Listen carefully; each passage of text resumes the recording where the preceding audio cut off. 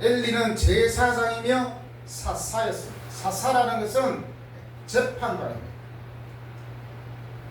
엘리는 이스라엘 왕이 세워지기 전까지 군사와 정치 지도자였습니다. 그러니 얼마나 막강한 권력을 갖고 있겠습니까? 당연히 엘리가 대제사장이기 때문에 그의 아들들도 제사장입니다. 당연히 이어지고 있습니다. 당연지. 아빠가 제사장이기 때문에 아들들도 제사장. 그 아들들 이름은 홈리와 비느하스. 그런데 이 엘리의 자식들이 엘리의 가문을 몰락시키는 주요 원인을 제공하고 있는 것을 볼 수 있습니다. 12절에 보십시오. 엘리의 아들들은 행실이 나쁘다라고 소개하고 있습니다. 행실이 나쁘기 때문에 여호와를 알지 못한다. 여기서 행실이 나쁘다는 것은 가치 없고 악행 그리고 사악한 폐역한 자식들이라는 뜻을 가지고 있습니다. 오늘 이야기는 앞서서도 말씀드렸지만 엘리 대제사장의 가문이 몰락하는 결정적인 그런 내용이 오늘 말씀 가운데 있습니다. 유대인들은 악하고 비열하고 추악한 사람들을 벨리알의 아들들이라고 부르고 있습니다. 벨리알, 아주 나쁜 말이죠. 악한 사람. 제가 살아보니까 정말 의도적으로 악한 사람이 많이 있어요. 또 어떤 사람은 천성적으로 좀 착한 사람이 있기도 하고.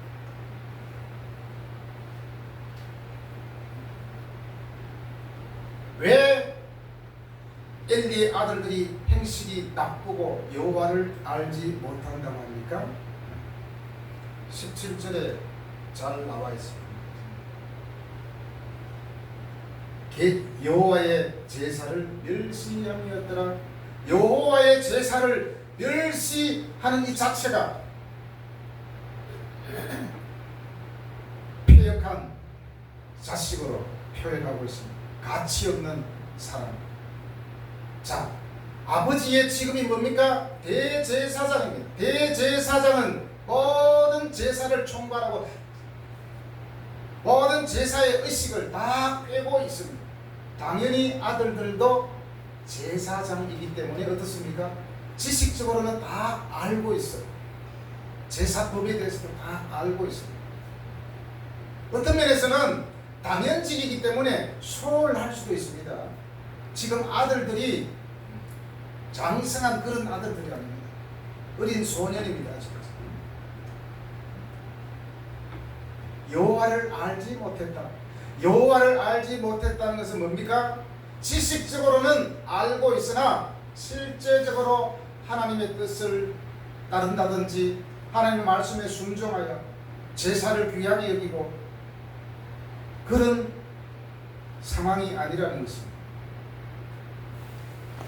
엘리는 오해하여 한나를 악한 여자로 여겼지만 사실 악한 것은 한나가 아니라 그의 아들들 홈리와 비느하스였습니다. 아주 비열하고 아주 폐역하고 하나님의 예배를 제사를 멸시한 사람들이었습니다.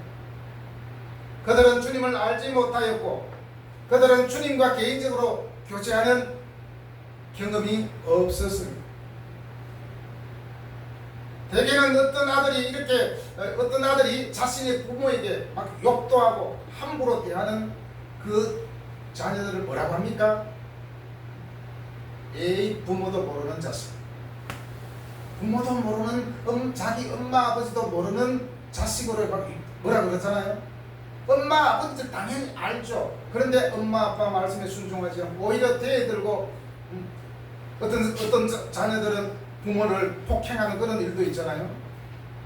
그런 사람을 부모도 모르는 제 부모도 몰라보는 자식이라고 그렇게 폄하하지 않습니까?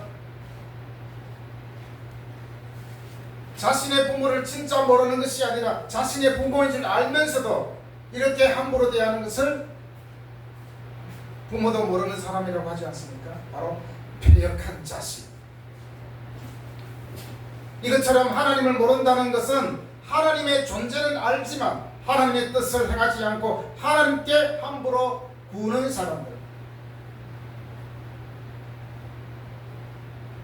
교회 나오면서 하나님이 어디 있어? 그냥 나 오늘 그냥 교회 가는 거야. 누구 만나러 가는 거야. 하나님이란 존재는 알지만은 예배를 별로 귀하게 여기지 않습니다. 소홀하게 여깁니다.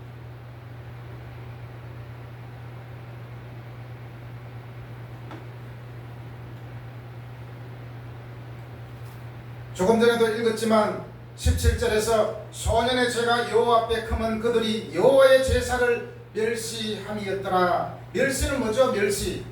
만약에 어떤 친구를 멸시하고 약자들을 멸시할 때 뭐라고 그럽니까? 비웃잖아요. 아유 저까지 이게 뭐라고, 아유 저까지 이게 뭘 할 줄 안다고 막 비웃잖아요. 그게 멸시예요. 아유 예배 그게 뭐 대단하다고, 꼭 뭐 예배를 드려야 돼? 아유 뭐 예배 드리나 마나 그게 그거지 하면서 예배를 무시해요. 그게 뭐죠? 멸시한, 경멸하고 모독한, 다시 말하면 신성모독. 예배를 무시하고 예배를 존귀하게 여기지 않는 것은 곧 하나님을 멸시하는 것과 같다라고 말할 수 있어요. 이 멸시는 고의로 멸시하는 것을 말합니다. 이것은 불신앙에서 적극적인 경멸로 옮겨가는 마음의 자세. 믿음이 없다는 거죠. 지식은 있지만 믿음이 없어요. 성경은 이를 반역의 결정적인 표시로 제시하여 하나님의 거룩하심과 신실하심을 찬양하면서도 엄중한 심판을 초래하게 되는 것입니다. 하나님을 실컷 찬양하고 예배 열심히 드렸는데 하나님께 심판을 받아요? 사실 있을 수가 없는 거죠. 그런데 그 마음에는 예배를 멸시하고 예배를 귀하게 여기지 않습니다. 자, 이를테면 예배 중에 기도 시간이 있잖아요. 대표 기도를 한다든지 함께 기도를 할 때에 나는 기도를 안 해 하면서 만약에 팔짱을 끼고 이렇게 눈을 뜨고 두리번거리고 기도 안 해요. 두리번거리고 왜 기도해 하면서 속으로. 그게 뭐죠? 예배를 멸시하는 태도예요. 그리고 교회의 헌금을 폄하합니다. 어떤 사람은 옛날 이야기지만 우리 교회는 없지만 헌금함에 손을 대는 사람이에요. 그리고 목회자들 가운데서도 교회 재정을 자기 사적으로 개인적으로 유용하는 그런 나쁜 사람들도 있었습니다. 회계 담당하는 직분을 가지고 있는 장로님들도 그렇고 그렇게 자기 개인적인 사적인 욕심으로 이용한 사람들이 있다는 거예요. 그게 뭐예요? 하나님의 예배를 멸시하는 거나 마찬가지라는 거죠.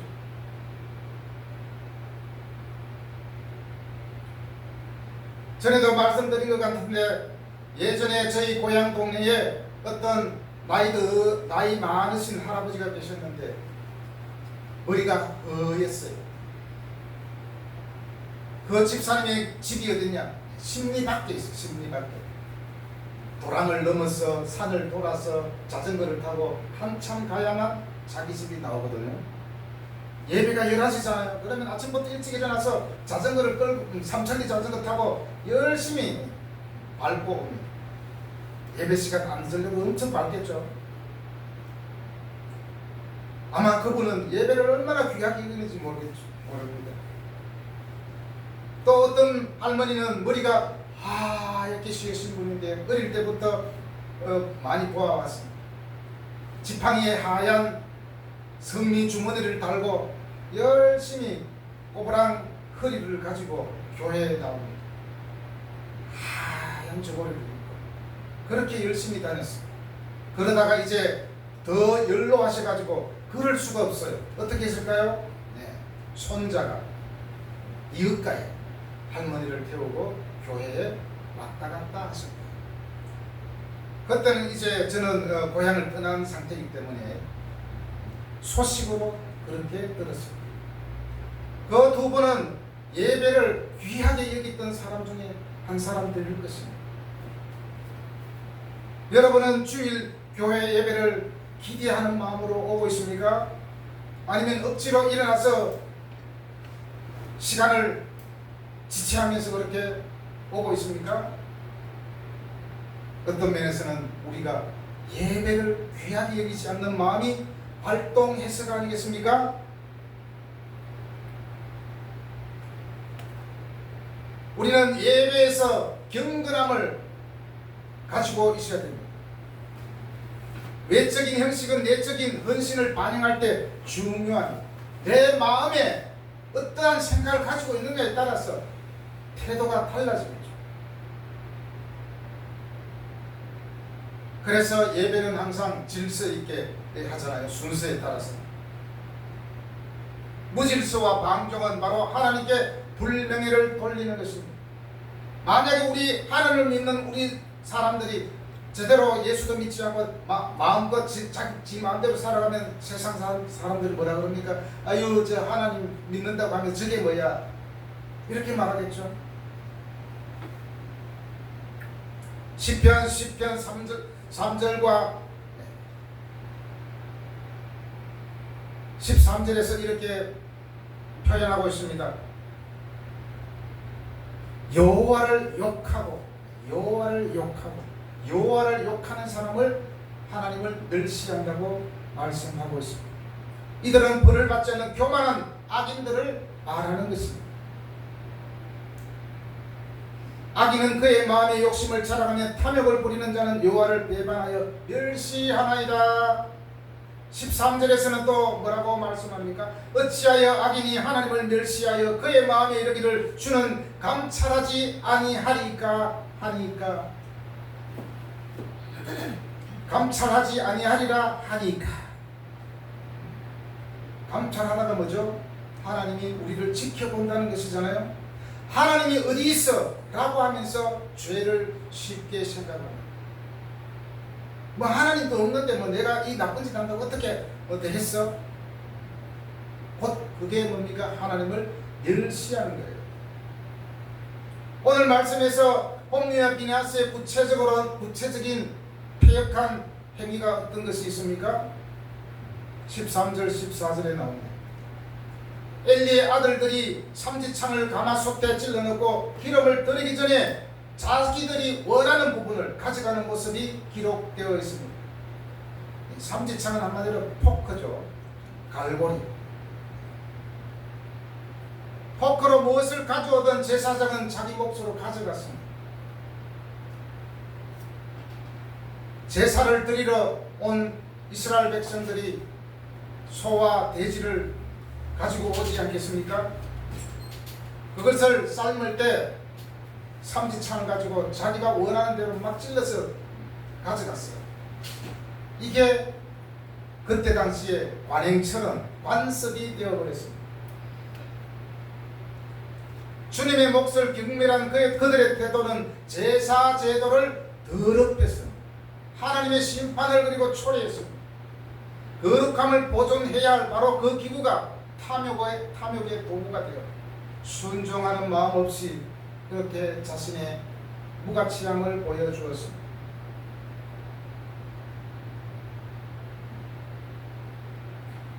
(13절에서) 갈고리를 찔러 넣어 걸려 나오는 것은 어떤 것이든지 제사장의 몫으로 돌리는 것이 관례라고 하고 있습니다. 13절에서 그 제사장들이 백성에게 행하는 관습은 이러하니, 율법에 따르면 원래 제사법에는 화목제 제사를 드릴 때 제사장은 짐승의 가슴과 오른쪽 넓적 다리를 맞도록 규정되어 있었습니다. 이것이 엘리 대제사장 시대에 이상하게 변질되어 버렸습니다. 마치 규칙처럼 하나님의 율법처럼 되어버렸다는 것입니다. 13절에 관습이라는 단어가 있잖아요. 이 관습은 불문법을 말합니다. 불문법이 뭐죠? 관습. 사람들끼리 전통적으로 내려오는 것들 있죠. 부모를 공경해야 된다. 자, 뭐 이런 게 있죠.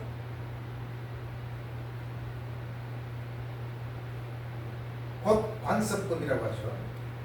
그러면 성문법은 뭡니까? 문서로 기록된 법을 말합니다. 우리나라에 헌법이 있잖아요.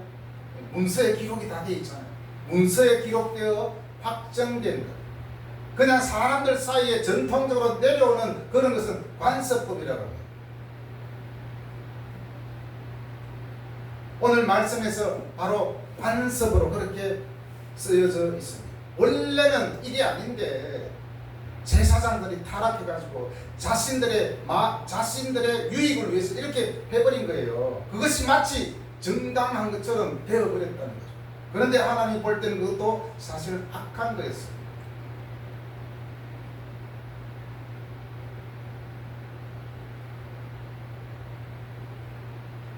관습적으로 나쁜 거지만 그때 당시에는 관습으로 되어 있기 때문에 당연으로 여겼고, 백성들은 또 그래도 제사장들이기 때문에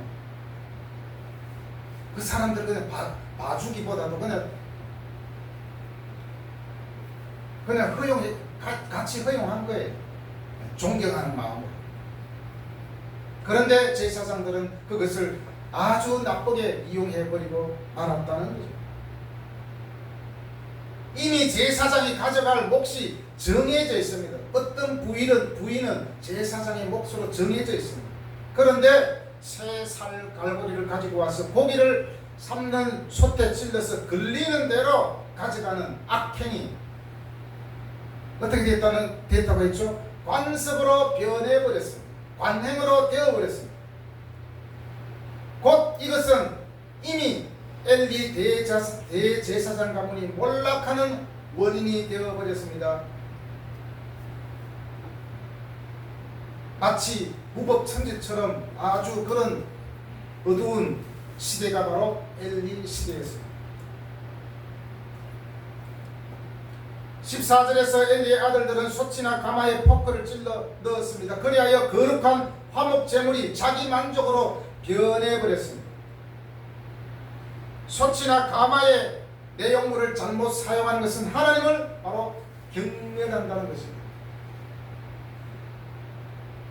다시 말하면, 오늘날로 말하면 예배에 관한 모든 것들을 경멸하고 이런 것은 곧 하나님을 경멸하는 거예요. 이를테면 성찬식을 하잖아요. 마치 성찬식을 음료수 마시듯이 장난치듯이 이렇게 한다든지, 다 그게 뭡니까? 예배를 소홀히 하기 때문에 그렇습니다.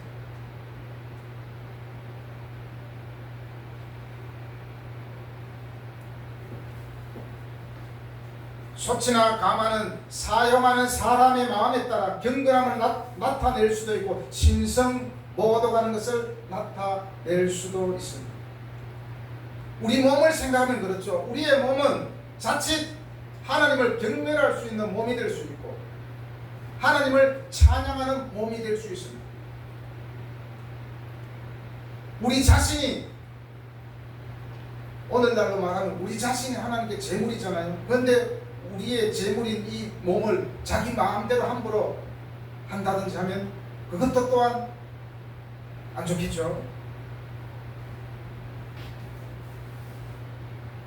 오늘 말씀에서 예배의 정직성을 우리에게 교훈해 주고 있습니다. 성전이 있는 곳은 이스라엘 실로에 있습니다. 실로의 비극은 지도자들에게 신성한 재물을 함부로 사용하지 말라고 경고하고 있습니다. 그들은 제사장이었습니다. 그럼에도 불구하고 그들은 제사를 업신여겼습니다.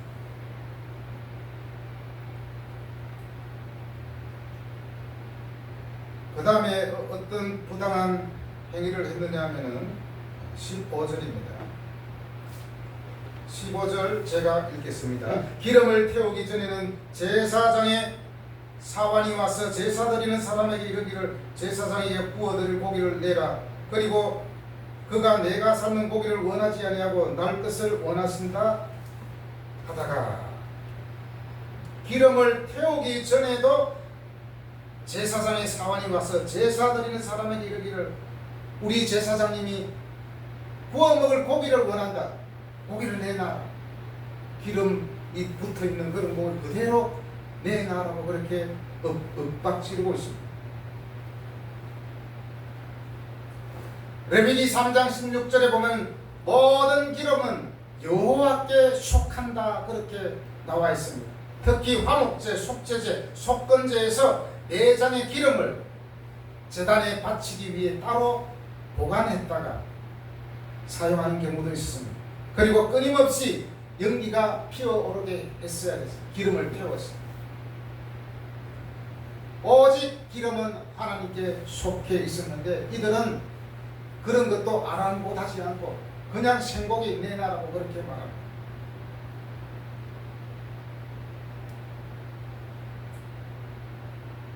레위기 7장 23절 25절에서 동물성 기름을 먹는 것을 명백히 성경에서는 금지하고 있습니다. 이 제한은 거룩함을 강조합니다.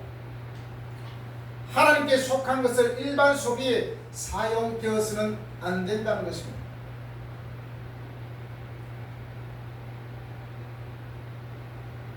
이를테면 예배에 사용되어지는 것을 자기 마음대로 한다든지, 특별히 헌금에 대해서 그렇습니다. 헌금을 목사 마음대로 막 자기 마음대로 펑펑 쓰고 다닌다든지, 또 재정을 맡은 사람이 그것을 자기 마음대로 자기 사업에 투자를 해가지고 뺐다 넣었다 한다든지, 굉장히 그건 뭐죠? 하나님을 멸시하는 거예요. 어떤 사람은 교회 재정을 지 마음대로 쓰다가 들통이 나가지고 쇠고랑 찬 사람도 있어요. 이 모든 것들이 뭡니까? 하나님을 경멸하기 때문에 일어나는 일이라고 볼 수 있습니다.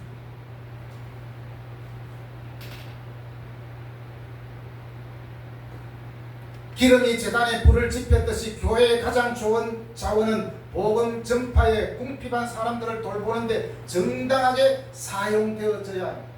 교회와 복음을 위해서 사용되어져야 된다는 것입니다. 오늘 말씀은 목회자들은 물질적 과다의 무뎌짐에 대해 경고하고 있습니다.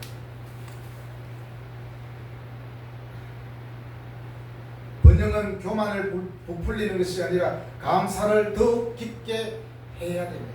하나님께서 주신 복은 우리의 교만을 부풀리는 것이 아니라 감사를 더 해야 된다는 것입니다. 홈리와 비나하스는 기름을 태우기 전에, 하나님을 섬기기 전에 자기들만 섬겼습니다. 자기들의 입맛에 맞게. 이것은 엄청난 불의와 오만이었습니다. 여호와께 태워서 드려야 할 그 기름을 태우기 전에 기름 섞인 부위를 골라서 강압적으로 챙겼다는 것입니다. 그리고 그들은 성막 안에서 수종드는 여인들과 동침하는 범죄도 저질렀습니다. 뒤에 나옵니다.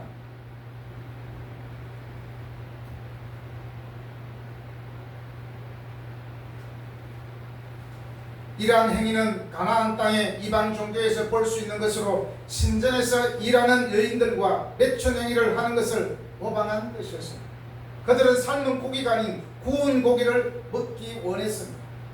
이건 역시 가나안 종교에서 볼 수 있는 야만스러운 행위였습니다.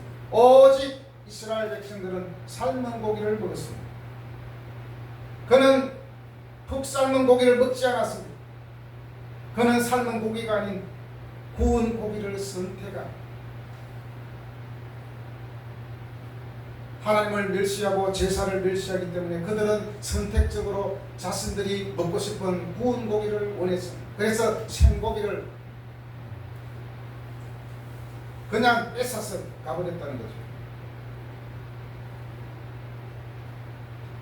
16절에서 제사를 드리러 온 그 사람이 이제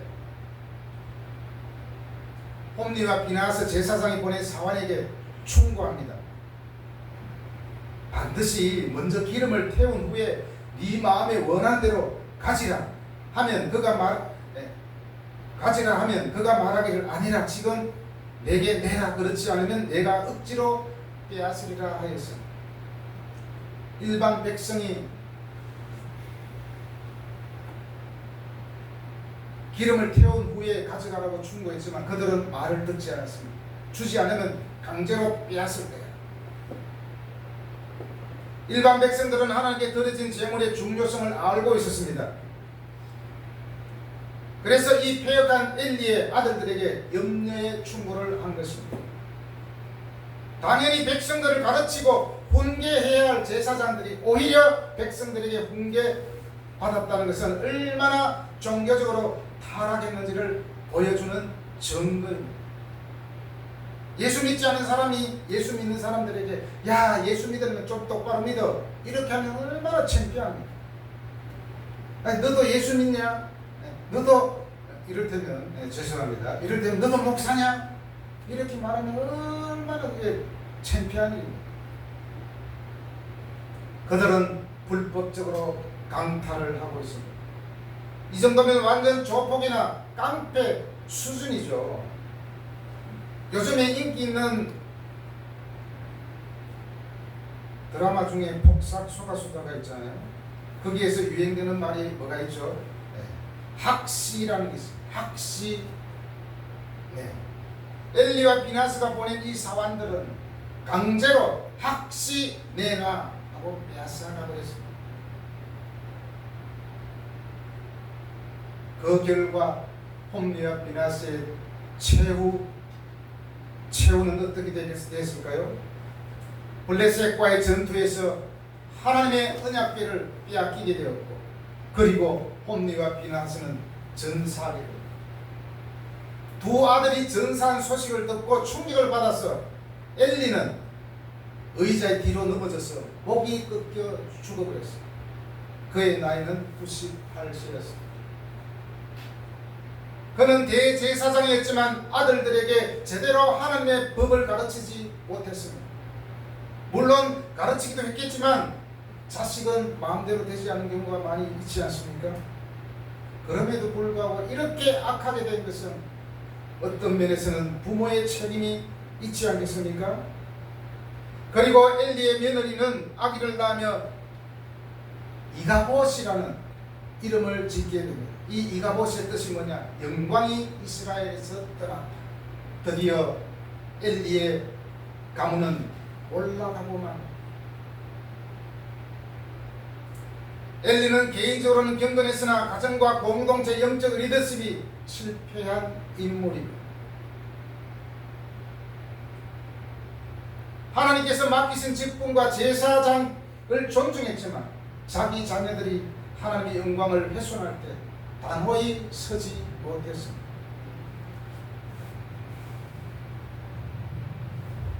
결국에는 어떻게 됐습니까? 하나님은 사무엘을 일으켜 세우시고 엘리 집안은 완전히 몰락하게 됩니다. 사랑하는 여러분, 오늘 제목이 예배를 귀하게 여기는 믿음입니다. 우리는 예배를 귀하게 여겨야 됩니다. 왜냐? 하나님께 드려지는 예배이기 때문입니다. 대충 드리는 것보다도 이런 빨리 잘 준비해서 시간 되어서 같이 함께 예배드립니다. 이것이 정말 예배를 존중하는 마음이 아니겠습니까? 예배를 통하여서 진정한 예배를 잘 드림으로 말미암아 오히려 하나님께 칭찬받고 하나님께 영광 돌리는 그런 빛의 자녀들이 되어야 되지 않겠습니까? 예배를 귀하게 여기는 모든 믿음의 자녀들이 되시기를 바랍니다. 아멘. 기도하겠습니다. 하나님 아버지, 우리에게 예배드릴 특권을 주심을 참으로 감사합니다. 예배를 통하여서 우리의 영혼이 살아나며